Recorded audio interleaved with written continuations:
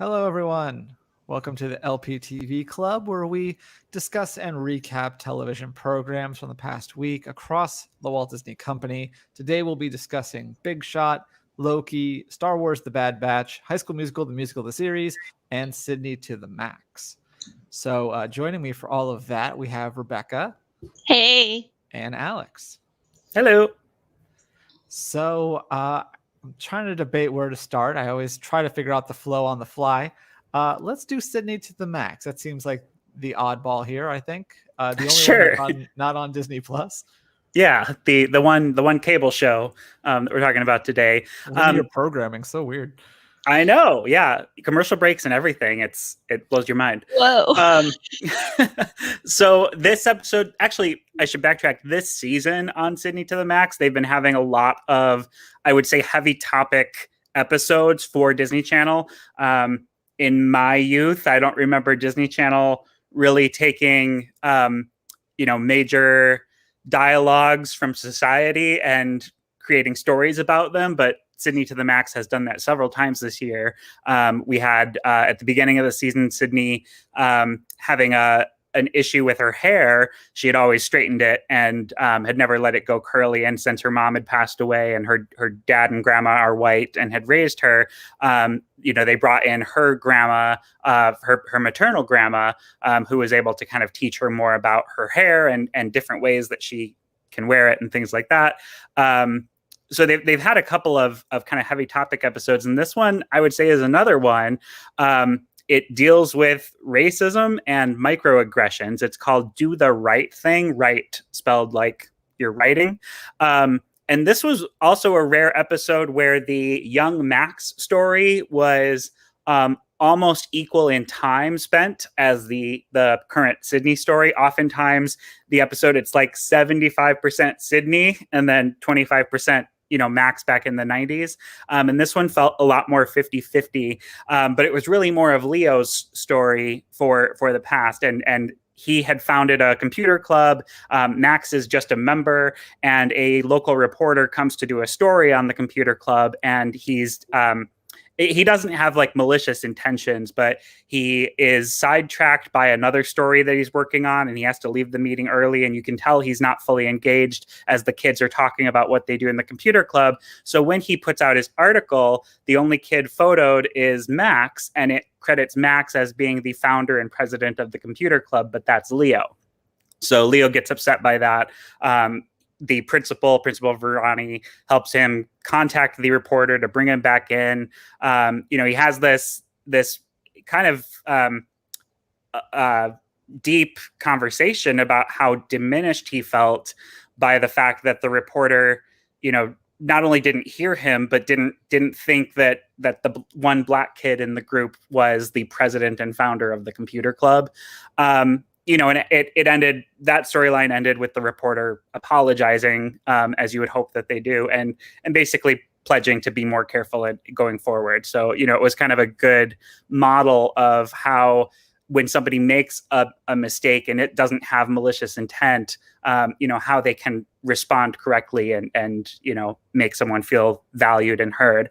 On Sydney's story, it was a little bit different. That one is definitely a microaggression. I would say the Leo one you could lop more with racism as a label, but the Sydney one, their social studies teacher is assigning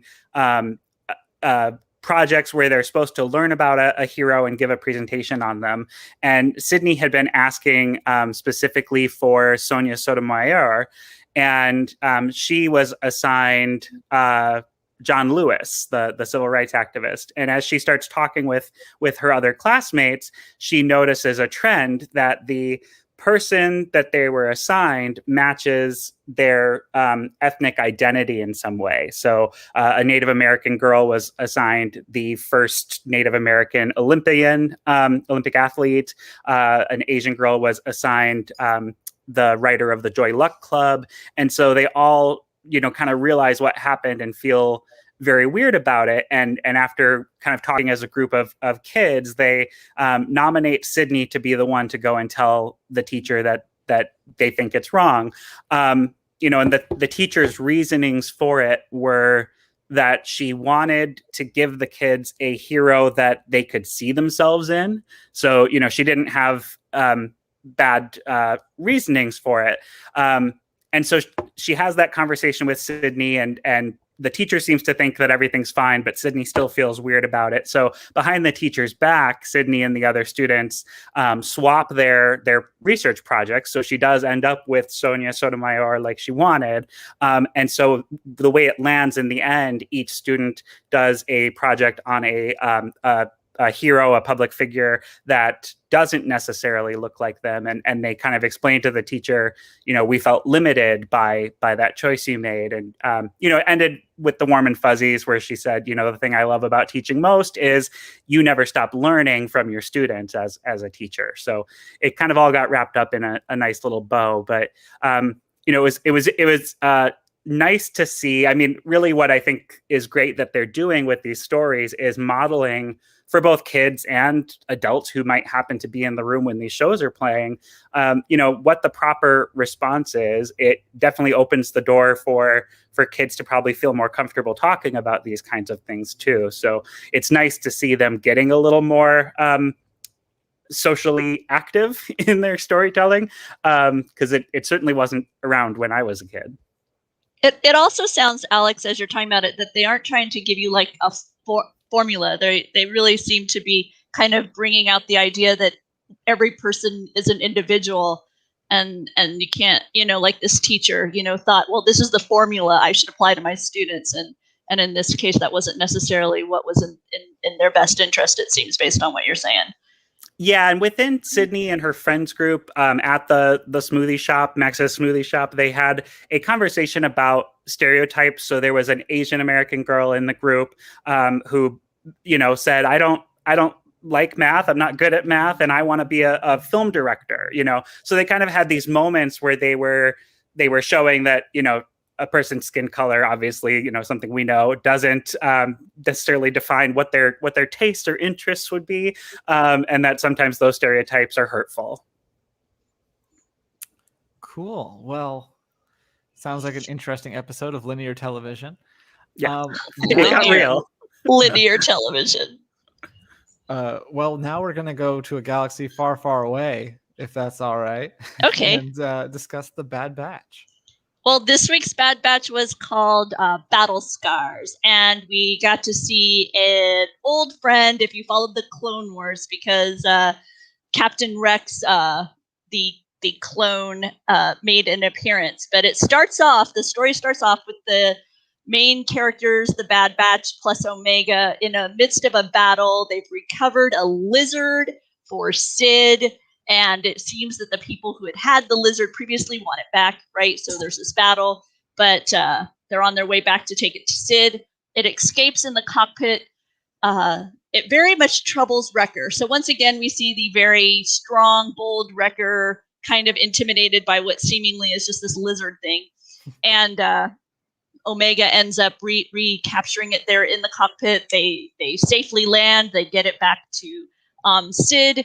And Omega and Wrecker disappear for their post-mission treat, which is a popcorn treat, which in this case is called the Mantell Mix because they're on the planet Ord Mantell. But for many fans, it was recognizable as Outpost Mix, which we've seen on Batuu. Right now, it's not for sale on Batuu, from what I've heard, on either East or West, but maybe this means we'll see it again. While Sid and Hunter, the leader of the Bad Batch, are having a kind of a heated debate over compensation for their various missions they've been doing for her, and a Thorian in the room adjacent gets into a fight with a cloaked figure, and this cloaked figure is revealed to be Captain Rex. He catches up with the Bad Batch. They, of course, know him. He gives them a little bit of an update on what he's been doing. Keeping low, obviously. Helping out the rebellion a bit, standing up against the Empire. But just like I say, low key. In their discussions, So no way, that's my show. Oh, sorry. So then Wrecker begins to have these headaches again, and it triggers in Captain Rex, hey, wait, you guys still have your inhibitor chips? He has his hand on his pistol. Looks like he might, blaster. This is not a Western. Blaster. And he makes sure that they know that you think you can control this thing, but you really can't. We need to get these out of you as soon as possible. They make plans to meet on a planet Braca, which is a planet where various vessels are kind of taken apart after they're decommissioned. So I guess it's familiar to people who played Jedi Fallen Order, based upon something our Star Wars guru Mike Celestino has said here on Laughing Place. So they meet up with Captain Rex there on Braca, and they're making their way to this medical bay so that they can remove the inhibitor chips. There is one of those skiffs like we saw in Return of the Jedi, kind of that float above the surface. Clearly some people are patrolling this graveyard of ships, so they kind of keep a low profile. As they're trying to get to the medical bay, they have to pass over a pool of water. This is where I got very excited, because the pool of water was a little bit, ripply, and clearly there's something in the water, which in the world of Star Wars means Dianoga. And Wrecker, who's afraid of heights, has troubles. He begins to slip. A tentacle reaches out of the water. And these critters that have seemingly only been to us a tentacle, or in Star Tours, kind of these, I don't know, almost jellyfish-like octopi just kind of floating there. In this case, it's way more like the squid in 20,000 Leagues, right? You've got that enormous maw kind of, coming at opening and closing, and you've got poor Wrecker, and he gets pulled under, but he escapes. I was thrilled because I was on vacation, and my friend has this enormous theater big screen, so I got to see all of the Dianoga in its beauty on the big screen. But back to the story. We make it to the medical bay, and as they're beginning to get Wrecker into the machine to do the removal of the inhibitor chip, my feeling is that the stress and the intensity of that moment triggers it finally kind of really coming to the forefront, and we hear him, you're in direct violation of Order 66, you're traitors, and he begins to get really aggressive, and Captain Rex tries to stun him, ends up stunning one of the other Bad Batch characters, Echo. Wrecker then knocks out Hunter.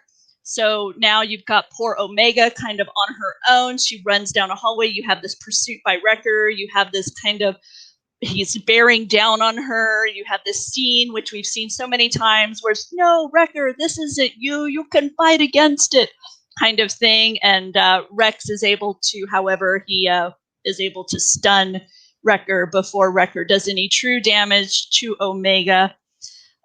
With Wrecker unconscious, they're able to remove the inhibitor chip while they wait for him to come out from under. They, encourage Omega to go do something while Wrecker's in recovery, but she refuses to leave his side. She sits there holding his hand. You get the feeling that there's supposed to be some tension here, like, will he wake up? Won't he wake up? But, it's Wrecker of the Bad Batch, so, he wakes up. He apologizes profusely to Omega for having attacked her. Omega responds by offering some of the popcorn mix, saying, it was a successful mission. So obviously, no hard feelings there. Then we see Rex, Captain Rex, receive a communique. We don't know who it's from, but it's, regarding the rebellion and their efforts. He talks to Hunter, tries to get Hunter to join in on their activities, but Hunter says, right now we have to take care of Omega, and I have to do what's in the best interest of my team. And Captain Rex asks him, what is that? And Hunter honestly says, I'm not sure yet.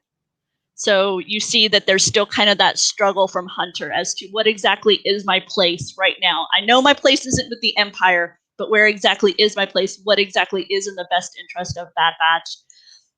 And then we see that the skiff that had been patrolling the ship spots them, says, notify the Empire, cut to black. And that's where we're at with the Bad Batch. So yeah, it was once again a really great adventure. I think this one is one of those that's like on that level where really compelling, really well done. I know our Star Wars Mike Celestino was much happier with this episode than he has been with a few others.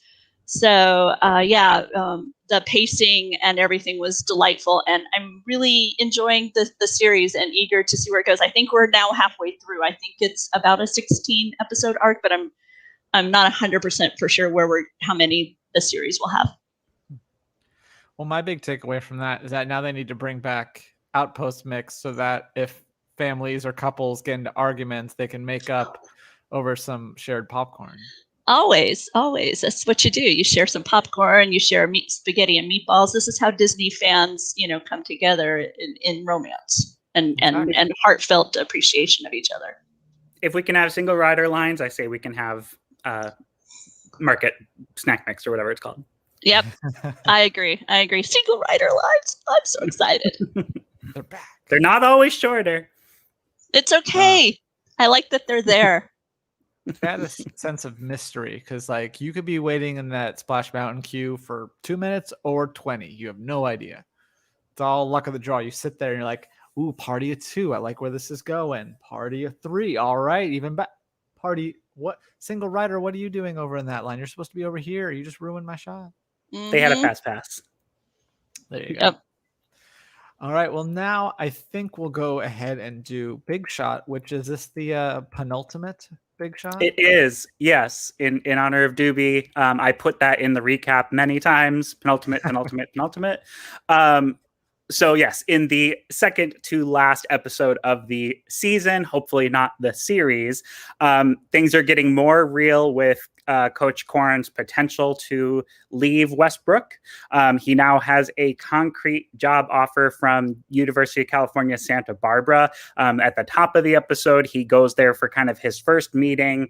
You kind of get to see the way they're wooing him. At a certain point, they also have him do like a meeting with their 2-star players on an outdoor court. In taking that meeting, he actually has to lie to the Sirens and say that he has a doctor's appointment. But Holly knows. Holly's in the loop on what's going on. Kind of her character arc, you could kind of tell moving through it that she, is trying to get to the head coach job. So when Coach Korn tells her about his offer from UCSB, he tells her, I want you to take over as head coach. I support you in this. They take it to Principal Sherilyn, Yvette Nicole Brown's character.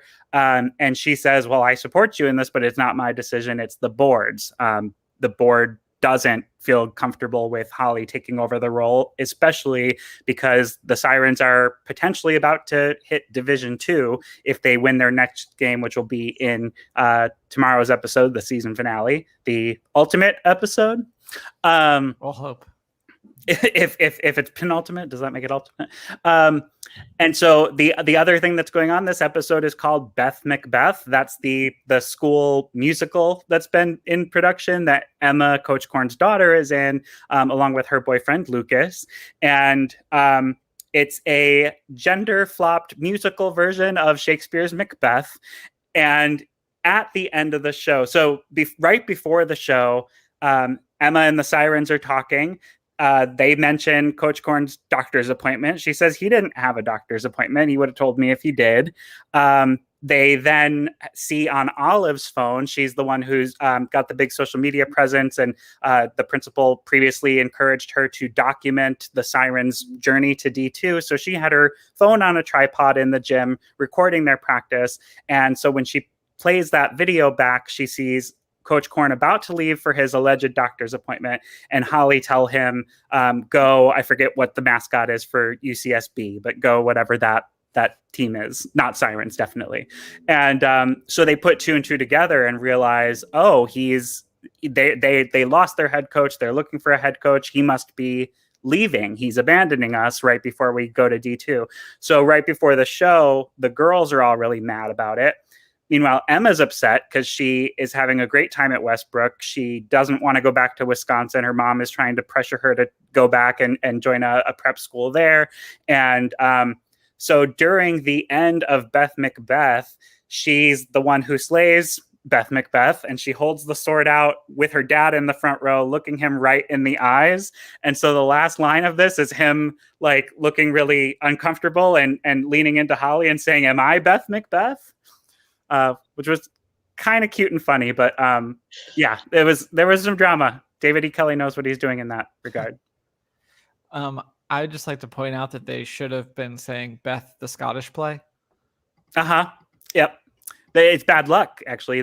It's their fault that all this happened, because pretty much if they just called it Beth the Scottish play, it would have been fine. Are you familiar with this? Apparently, it's bad luck to say Macbeth in theater, so they do something like break a leg instead of good luck. Oh, gotcha. Yeah, gotcha. It's a theater term. I don't know. I mean, it goes all the way back to the Globe Theater, but it was believed for whatever reason that the show's title was cursed, and so theater companies, as like a superstition, don't say the name of it. Oh, fascinating. Other than in the dialogue when his name is dropped. Oh, so maybe that's where J.K. got her "he who should not be named" notion. Could be. Yeah, it could be. I mean, yeah, they call this the Scottish play. Yeah, that might have inspired Joe's the wizarding world's fear of saying the name. But although in the end, it is revealed that he had put like a curse on his name, where if people said it, he knew and he could find them and appear right behind you. Oh, that's freaky. I'm not going to say it because I'm afraid that would happen. I don't blame you. And right now, Mary. and right now, aren't we all worried about right now Beetlejuice? Aren't we all worried right now because hasn't it like gone dim or something, and we're all wondering why? I mean, in the real galaxy, the orbital celestial body. Yeah. Right now, we're like, whoa, it's a little dim. Why is that? Yeah. So, well, I'll go ahead and go next and talk about Loki this week, which debuted yesterday on a Wednesday, because that's the new thing. It did so well, and now they're going to release all of their shows on Wednesdays, and then movies will be on Friday still. Can I comment on that? Let's discuss how stupid this is.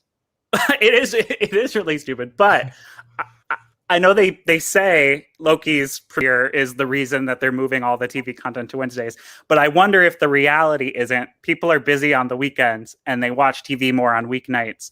And if it wasn't just that the trend anyway was stuff launches on Friday, and other than Mandalorian, WandaVision, these big temple shows, people wait until midweek to actually sit down and enjoy them. And if they didn't find that like maybe Wednesday night is the most popular night to watch Disney Plus, that's my assumption of the real reason that Loki, the God of Mischief, is like the scapegoat for it.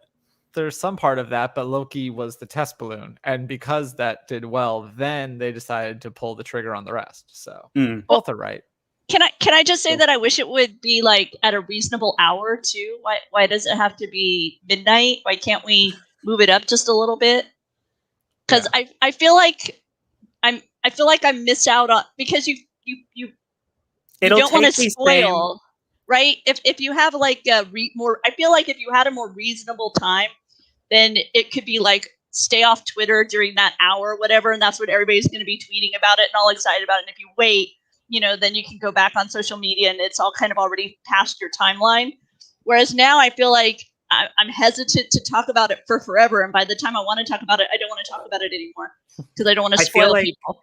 I feel like it'll be the same length of time between when movie theaters started doing midnight showings of everything and when studios started allowing them to do 7 p.m. showings the night before, because they realized they could make a lot more money.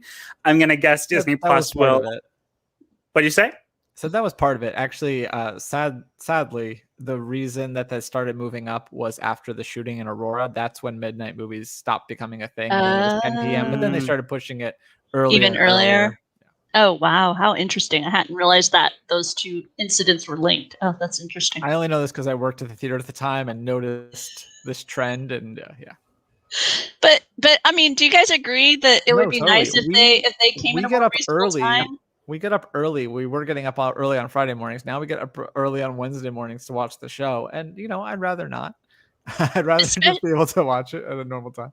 Especially now with this thing they're doing where DCA is now, Loki is seemingly to be adapted, or there's changes to Avengers Campus reflecting things that were in that week's episode day of. It's like that same day. Yeah. No, I agree. But as for the episode itself, I'll get into that. We can talk more about this afterwards. At the beginning of the episode, we see a Renaissance festival in the 80s. And we see the TVA Minutemen come in. They're hunting the same variant that is apparently Loki, that's been kind of ambushing them every time that they show up and taking their charges that they use to reset the timelines. And then the same thing kind of happens here. There's an ambush. It plays I Need a Hero, which is pretty much the only reason they set this in the 80s, I have to imagine. And so we see that whole thing go down. And then back at the TVA, Loki gets out of his prisoner outfit and gets a detective jacket that still has a giant variant printed across the back, just in case anyone mistakes him for an actual agent. And he gets to go back to this same scene in the Renaissance Festival and kind of does some grandstanding, tries to convince them that the variant is still outside and he's going to attack them, and does this whole monologue, and they run out of time. And then, of course, we find out that he was BSing and trying to throw them off. So not a great first showing for him in terms of trying to be a helpful hero. So Mobius gets chewed out about this and questioned about his already controversial plan, but he sticks up for Loki and tries some mind games with him. And it's very clear that Loki wants to prove that he is superior to this other Loki who is attacking them. So that's partially his motivation, is just to show up this other version of himself. And so after looking through different files and thinking about some different things, he realizes that one of the flaws in the security of the TVA is that if there's going to be a big apocalypse event or where a bunch of people are killed, you can do anything you want in the moments leading up to that, because it's not going to change the timeline. So they proved this by going to Pompeii in 79 AD or whatever it was. And he's just, ranting and telling all these people, you're going to die. It doesn't matter. And then, of course, the thing explodes. And Mobius realizes, there's no detection of any variant activity, even though they did that. So that's how they realize that that's what this other Loki is probably doing, is hiding in apocalypses. So then they have to figure out which one, which is where the kablooey gum or candy that the French girl had in the last episode comes into play. That helps them date when that candy was made and how many apocalypses or apocalypse, I don't know, happened during that time. And they pinpoint it to this one in 2050 in Alabama. And so the TVA team goes down there, and sure enough, we see as soon as they enter, there is the dark figure that we've been seeing looking over the store cameras at this mega mart that they're going to.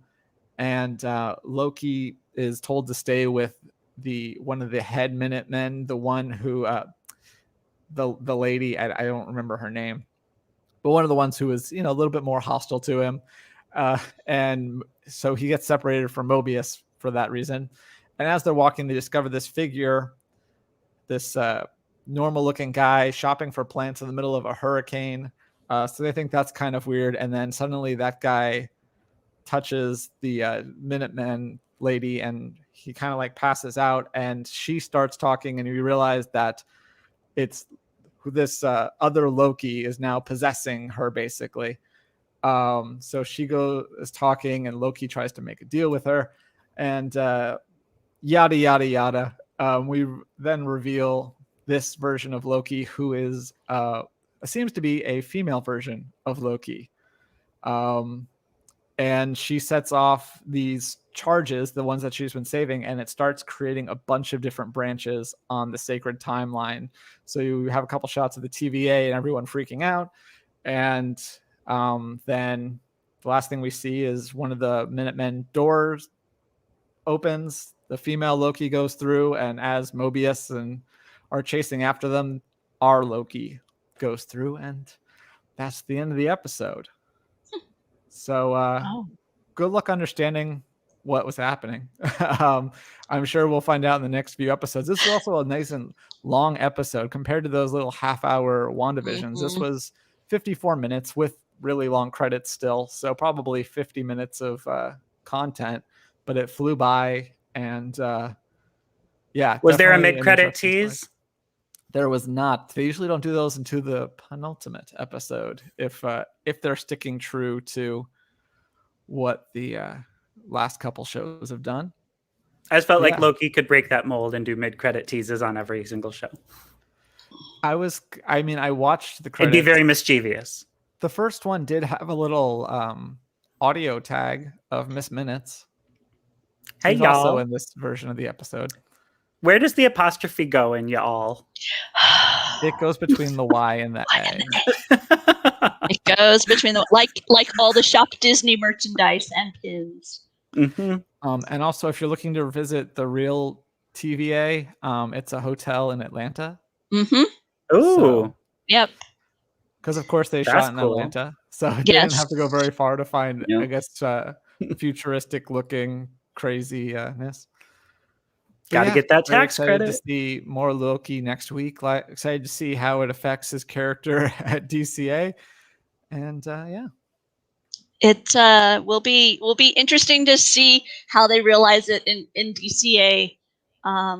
It will be interesting to see if they change the photo op at DCA that currently seems to have the apostrophe in the wrong spot for y'all.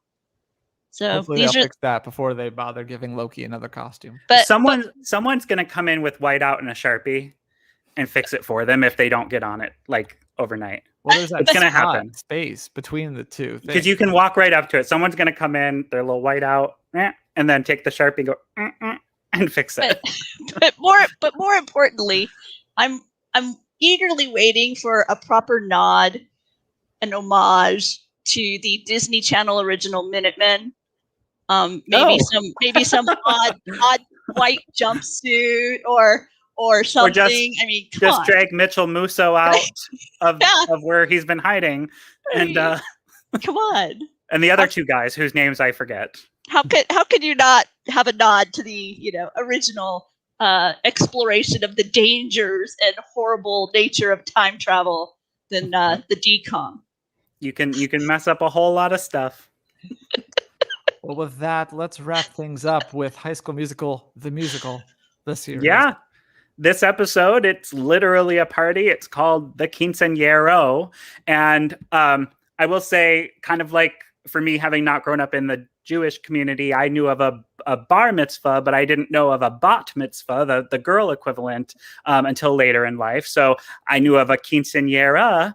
I didn't know until when this episode was announced that there is a male equivalent, the quinceañero. I think maybe because you don't dress up like a princess, it's not as widely celebrated. There was no MTV series about them. There was no reality show about it. I don't know how I missed it, but I apologize to anyone in the Latinx community. I did not know quinceañeros were a thing. I only knew about quinceañeras, but anyway, it's Carlos's, and the whole entire gang gets together to 16 Candles him, although he's the only one who knows about 16 Candles. The rest claim to have never seen or heard of this movie. So they all pretend they forgot his birthday. He acts like Molly Ringwald, gets kind of sad and depressed. His boyfriend, Seb, asks if he'll come over to his farm on Saturday to help him with some farm work. And he keeps trying to drop hints that Saturday is a special day. And Seb acts like he's just not getting it. In the end, they've actually pulled out everybody, all the friends from school. They've completely overhauled the barn. They put up like a summer stock stage in the back. And so when he gets there, it's just this big, joyous surprise. There are some other things going on, but it's really a Carlos and Seb centric episode. I think the first of that, where they've really kind of made them the stars of the show. Hey, Marshall.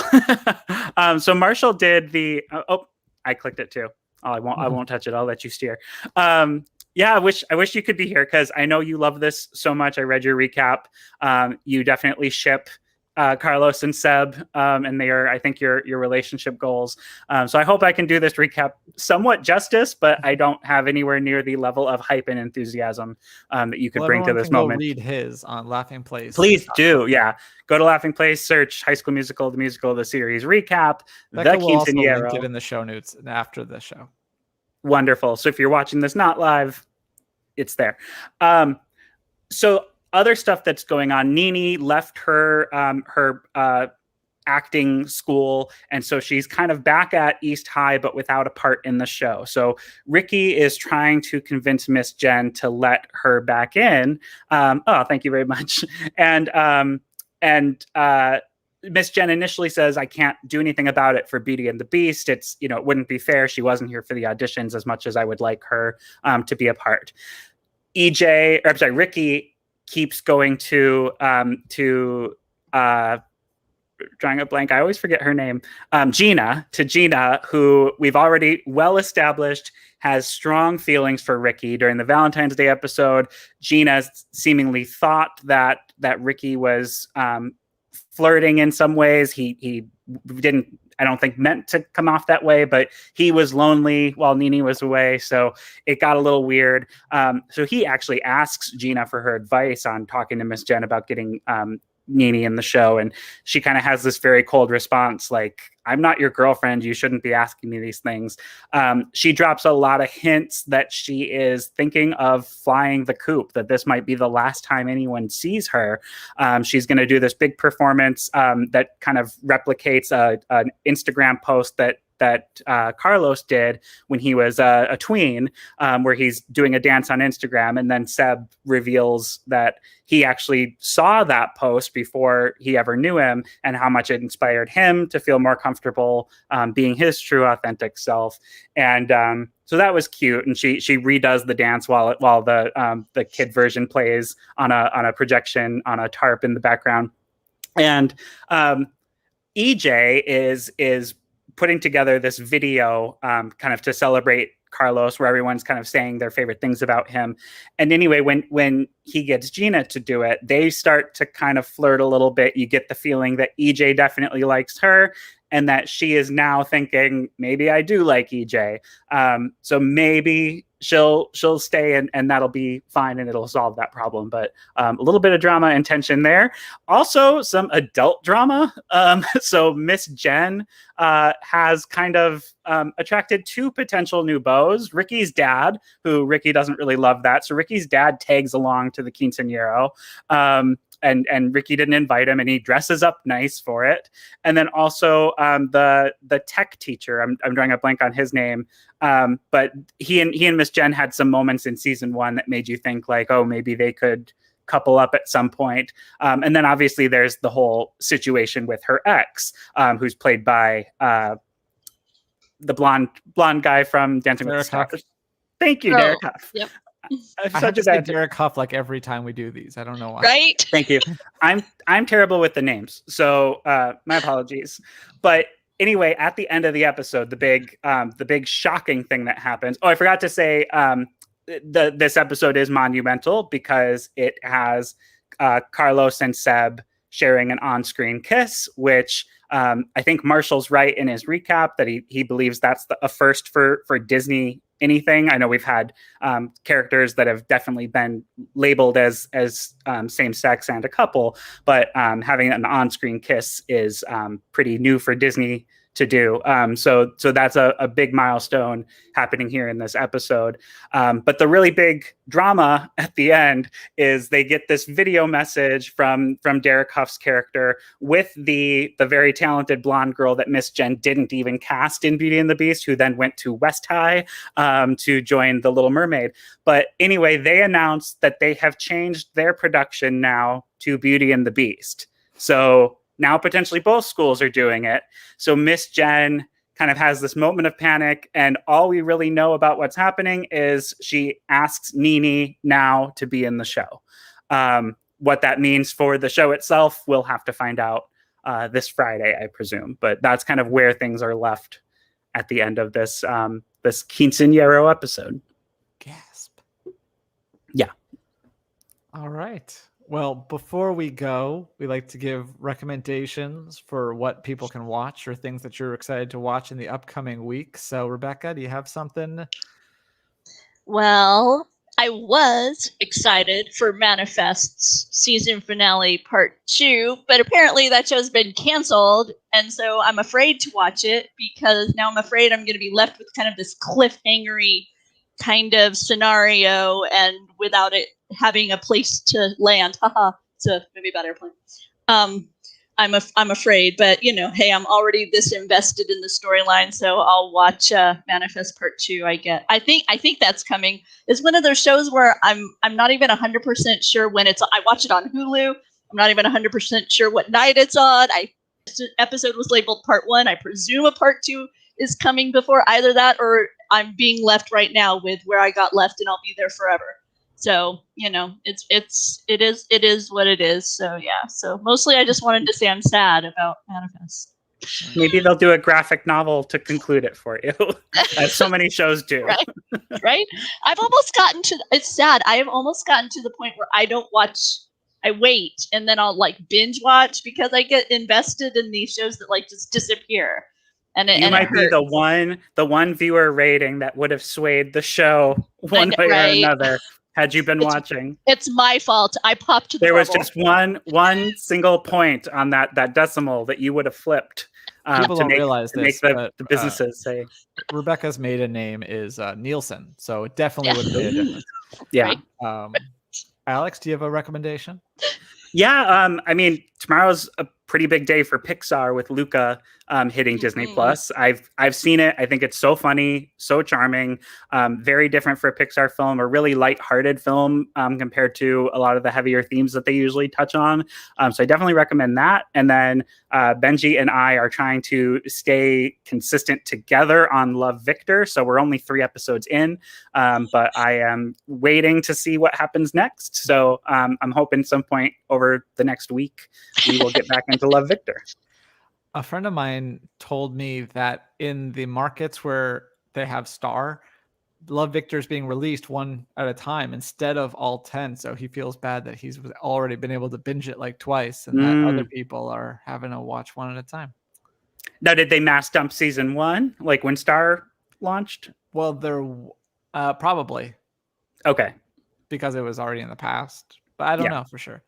Anyway, my recommendation is, I believe it's in about 15 minutes. If not, then it's in an hour and 15 minutes. Holy moly, 3D and 2D will be on my television screen, and I'm very excited. So that'll be a lot of fun.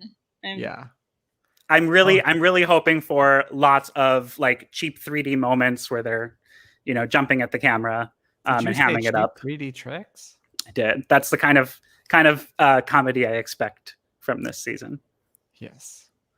Well, and actually, speaking of pairing Love, Victor and Holy Moly, what's his name? The dad from Love, Simon, is a big actor, but he was on Holy Moly last season. Josh Duhamel, Duhamel, and Rob Riggle was so charmed by his attractiveness that he was trying to get close to him, and it got really weird and awkward.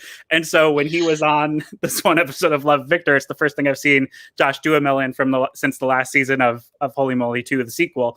And that's all I could think about was Rob Riggle trying to get close to him. Well, I have a bonus recommendation because today at 7 Pacific. Mike will be live at SeaWorld San Diego. And then tomorrow morning, it looks like around 10 o'clock, Jeremiah will be at Disney's Animal Kingdom. I sometimes drop the S's because I'm from the West Coast. Because So just one park does. yes, but it's the park that I'm most familiar with. So thank you all for joining us, and we will see you next time. Bye.